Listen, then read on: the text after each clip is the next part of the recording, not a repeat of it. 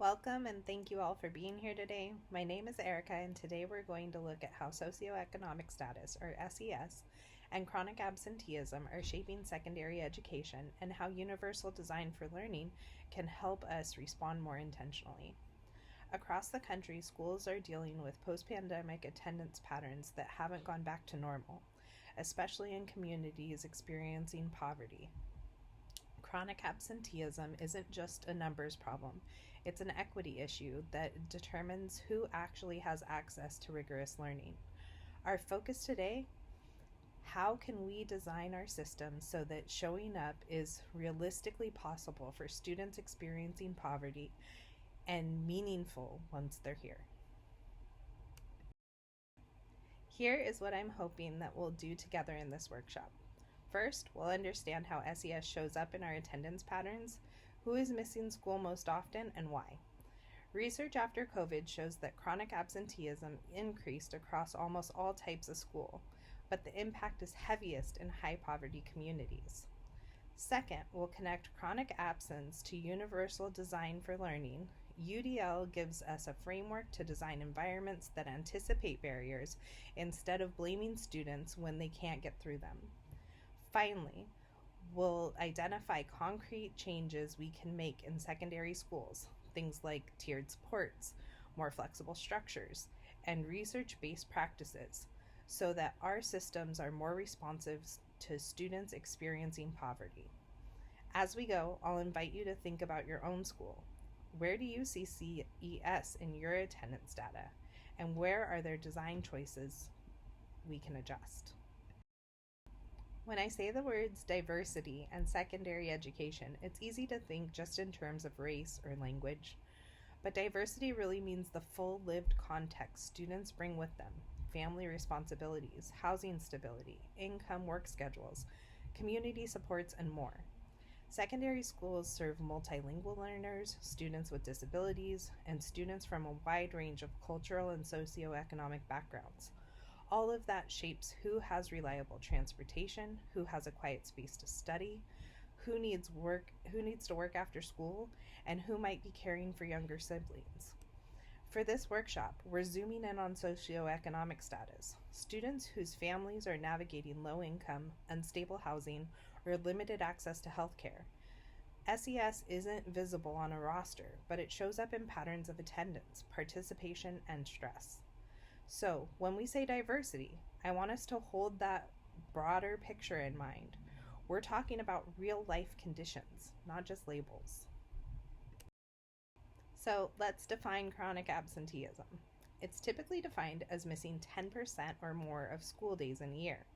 That might sound abstract, but in a 180-day school year, that's 18 or more absences, 18 or more missed days of instruction, almost a whole month of school.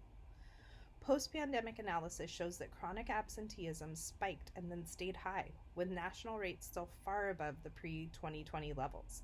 That matters because we know that chronic absence is linked to lower course performance and test scores, higher risk of failing classes and not graduating on time, weaker relationships and engagement with school. In other words, even the best curriculum and teaching can't reach students who aren't in the room. When attendance is uneven, students experiencing poverty fall even further behind, and existing opportunity gaps deepen. So, this slide is our anchor. If students are not in class, they cannot benefit from high quality teaching or the supports we're trying to provide. We need to get them in the door. So, now you're wondering, let's connect SES more directly to attendance. Recent national data shows that chronic absenteeism is not evenly distributed. In schools where 3/4 or more of students qualify for free or reduced price meals, extreme levels of chronic absence, meaning 30% or more of the students, are much more common. High poverty districts are significantly more likely to report severe absenteeism than low poverty districts. Health is part of the story too. Children in families below 200% of the federal poverty line are more likely to experience health-related chronic absenteeism than their higher income peers. And the reasons aren't just illness. families may have limited access to transportation, childcare, or consistent medical care, which makes even routine health issues more disruptive. Educators also report what the NEI calls hidden barriers: students staying home because they don't have clean clothes, appropriate shoes, or basic hygiene products, and they are worried about being teased. Some schools are responding with clothing closets or even on site laundry facilities. The key idea is this: attendance patterns often mirror community inequities, not individual motivation. When we see who's missing school most often, we're also seeing where our social and economic systems are under strain. This is where universal design for learning becomes really important. UDL is a framework that asks us to design learning environments that work for a wide range of learners from the start, rather than retrofitting accommodations later. UDL is usually described through three core principles: multiple means of representation, offering information in different ways so students can actually access it; multiple means of action and expression, giving students different ways to show what they know; and multiple means of engagement, creating multiple pathways to spark interest, persistence, and a sense of relevance. When we bring SES into this, UDL asks a powerful question.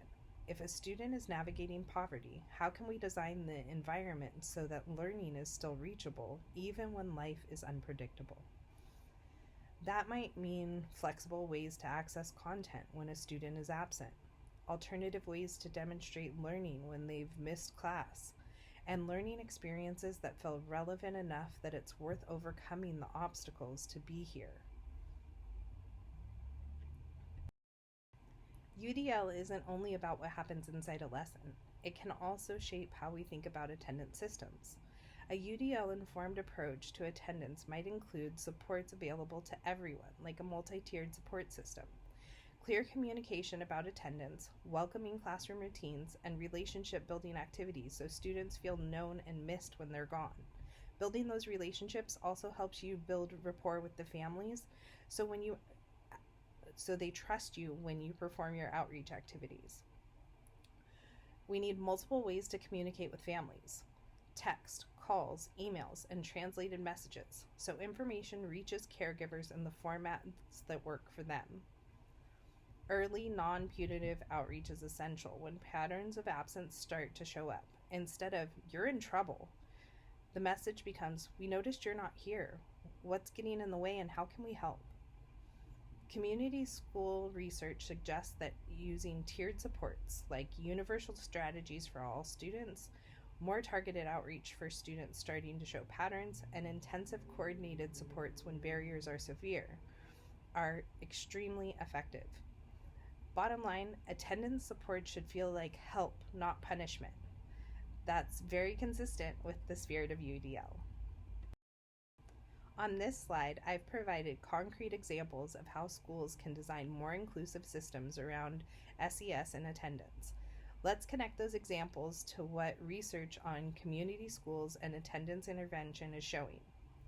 First, removing practical barriers. This might include transit passes or ride support, access to basic need resources like clothing, hygiene products, or laundry, and simple systems for connecting families to health or social services.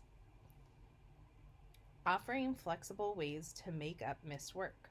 Some schools add a short daily flex or catch-up block so students can recover key learning without being penalized for circumstances out of their control.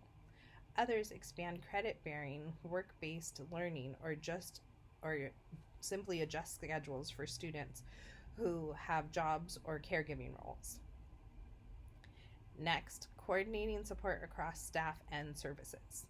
A small attendance or community school team can review data, look for patterns, and plan supports instead of leaving it to individual teachers to piece together.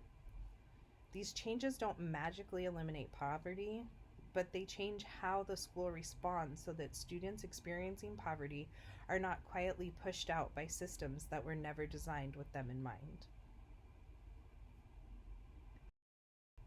there's good news. We don't have to invent these ideas from scratch.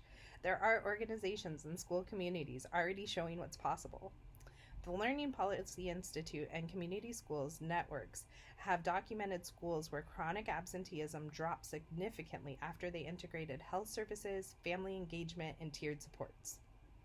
Baltimore Community Partners highlights how community schools in their city shifted from punitive responses to relationship-centered approaches, including home visits, wraparound services, and deep family partnerships.